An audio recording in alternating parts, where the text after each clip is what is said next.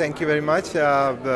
Obviously excited हैं बहुत ज़्यादा कि T10 में पार्टिसिपेट कर रहे हैं, और कलंदर ब्रांड इज़ माशाल्लाह ग्रोइंग।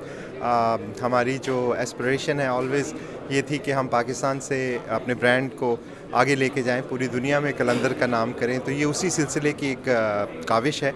So really excited. और T10 आपको पता है बहुत इंटरेस्टिंग फॉर्मेट है, फास्ट पेस है।